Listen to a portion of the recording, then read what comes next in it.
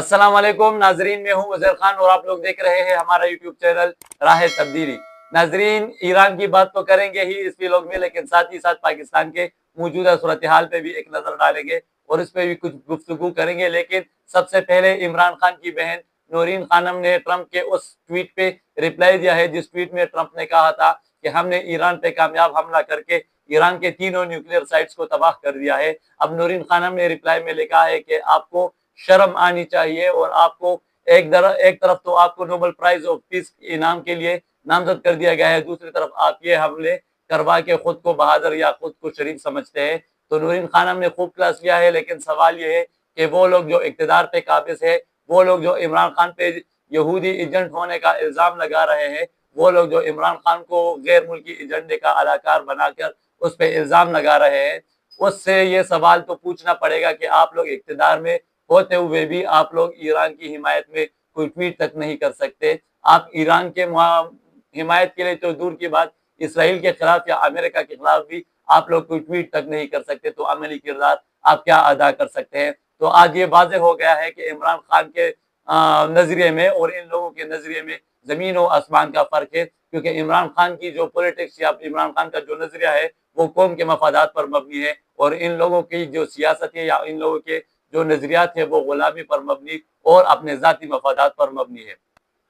आगे चलेंगे और आपको बताएंगे कि ईरान के हवाले से ईरान से डेवलपमेंट बहुत तेजी के साथ आ रही है और तेजी के साथ खबरें बाहर आ रही है। ईरान के जो एयर स्पेस सदर है, एयर स्पेस प्रेसिडेंट है, उसने कहा है कि अब हमारी बर्दाश्त जो है वो बाहर हो गई है, वो खत्म हो गई है, हमारी सब्र जो है वो बर्दाश्त से बाहर हो गई है और हम मजीद सब्र नहीं कर सकते। और गैर मुल्की जो एजेंसियां है, खुफिया एजेंसियां है, वो कह रही है कि वो इतला दे रही है अमेरिका को कि अगले 48 घंटे बहुत अहम है, ईरान किसी भी वक्त कहां पर भी हमला कर सकता है। यानी ईरान ने कहा है कि हमारे सब्र का जो पैमाना था वो लबरेज हो चुका है, और साथ ही साथ उन्होंने अमेरिका को बताते हुए ये कहा है कि इसराइल की जो सजा थी उसके कई गुना ज्यादा सजा आपको मिलेगी, उससे कई गुना दर्दनाक रिप्लाई और इससे कई गुना ज्यादा दर्दनाक जो हमारा रिटेलिएट होगा वो आपके हवाले से होगा। तो अमेरिका को खबरदार कर दिया है ईरान ने कि हम आप पे रिटेलिएट जरूर करेंगे और इस तरह करेंगे कि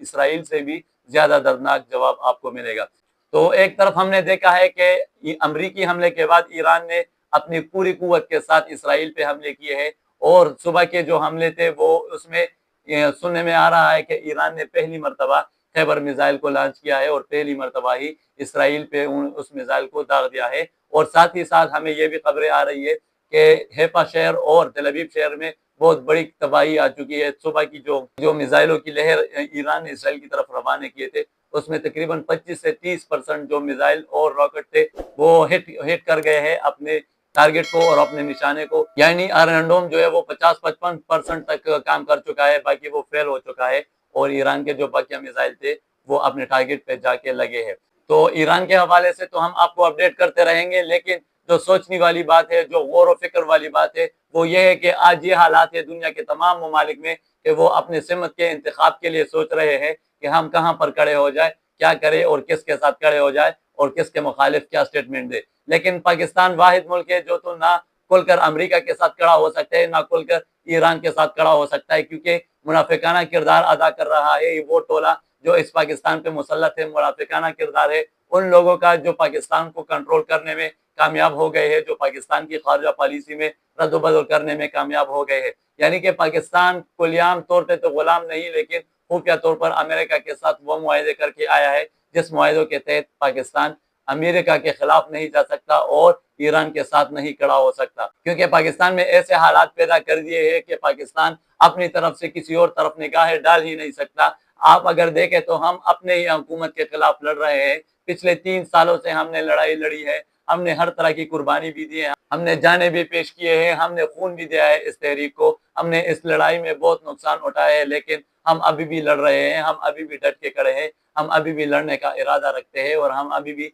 ऐलान करते हैं कि तब तक लड़ेंगे जब तक कि इस जुल्म का खात्मा नहीं होगा। यानी अवाम ने तो ये तय कर लिया है कि हमने डट के मुकाबला करना है और इमरान खान का साथ देना है, क्योंकि इस जुल्म के खिलाफ अब अवाम झुकने वाली नहीं है। ये तो वाज़ेह है कि अवाम खड़ी है, लेकिन दूसरी तरफ वो क़यादत जो इमरान खान के नाम पे वोट लेके आई है और ओहदों तक पहुंची है, यानी कि मैं बात कर रहा हूँ ज़रताज गुल साहिबा की। अगर आप देखें तो पिछले दिनों में इनकी एक वीडियो वायरल हो गई थी कि एक तरफ तो प्रेस कॉन्फ्रेंस चल रही होती है, सारे कारकुनान और सारे जो लीडरशिप होती है वो वहां पर प्रेस कॉन्फ्रेंस कर रही होती है, दूसरी तरफ ज़रताज गुल साहिबा वो एसी के सामने खड़े होकर हवा ले रही है, ठंडी ठंडी हवाएं ले रही है। तो इस चीज को देखते हुए हमें सोचना पड़ेगा कि ये लोग वो लोग नहीं है जो तहरीक चला सकते हैं, ये लोग वो लोग नहीं है जिसको हमने अपने रहनुमाई के लिए चुने हैं, ये वो लोग नहीं है जो रेजिस्टेंस दिखा सकते हैं, जो मुजाहिमत कर सकते हैं। क्योंकि आप थोड़ी देर के लिए सोचे, अगर इसको कल इन लोगों ने जेल में डाला और जेल में उस गर्मी में रखा जिसमें खान रखा है, तो क्या ये लोग बर्दाश्त कर पाएंगे? यहाँ पर 5 मिनट के लिए ये एसी के बगैर बर्दाश्त नहीं कर सकते,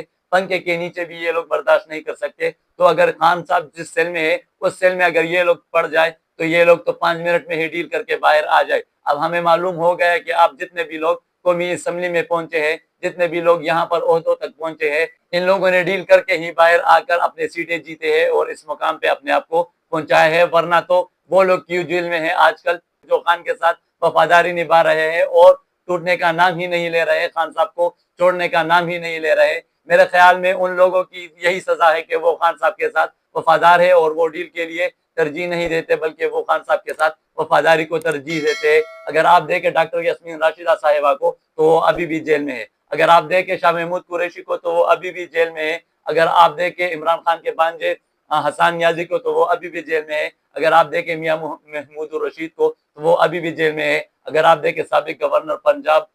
उमर सरफराज चीमा को तो वो अभी भी जेल में है। यानी कि सैकड़ों लोग मैं आपको दिखा सकता हूं जो अभी भी जेल में है। वो लोग क्यों जेल में है? सादा सा सवाल है कि वो लोग क्यों जेल में है। वो इसलिए जेल में है कि इन लोगों ने डील नहीं की, इन लोगों ने डील को तरजीह देकर बाहर आने के लिए और सीटें जीतने के लिए खान साहब को नहीं छोड़ा, खान साहब के साथ बेवफाई नहीं की। आपको जितने भी लोग बाहर नजर आते हैं और खासकर कौमी असम्बली में नजर आते हैं और जेलों से छूट कर बाहर आए हैं, तो आप ये सोचते हुए अपना वक्त जाया ना करें कि ये लोग वफादार है या नहीं। इसका क्लियर कट जवाब ये है कि जब ये लोग जेलों से बाहर आते हैं और डील करके आते हैं और यहाँ तक सीटों तक पहुंचते हैं और फिर इमरान खान की तहरीक को पीछे डालकर वो ये लोग अपने प्रोटोकॉल से इंजॉय करते हैं, तो वाज़ेह होता है कि ये लोग कंप्रोमाइज है, ये लोग दूसरी साइड से मिलकर ही बाहर आए हैं और यहाँ पर इन सीटों तक पहुंचे हैं। और इमरान खान की तहरीक के हवाले से ये लोग संजीदगी का इजहार बिल्कुल भी नहीं करते। तो मेरे ख्याल में आजमाए हुए को मजीद आजमाना बेवकूफ़ी है और इन लोगों का जो असल किरदार है वो आप सबको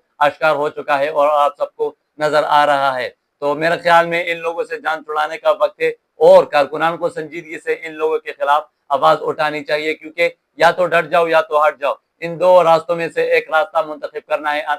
इन लोगों ने। और या तो खान साहब की रिहाई में अपना किरदार अदा करना है, अगर नहीं कर सकते, बुज़दिल है, डरपोक है, तो फिर पार्टी को ही छोड़कर, पार्टी में अपने पोजीशन को छोड़कर खुद साइड पे हो जाए, ताकि आप लोगों की जगह पर कोई नजरियाती लोग, कोई बहादुर लोग सामने आकर इस तहरीक को लीड करे। तो आज के वीडियो में इतना ही काफी है। इंशाल्लाह आपसे मुलाकात होती है अगली वीडियो में, तब तक अपना ख्याल रखिएगा, अपने इस चैनल का भी। अल्लाह हाफिज, वस्सलाम।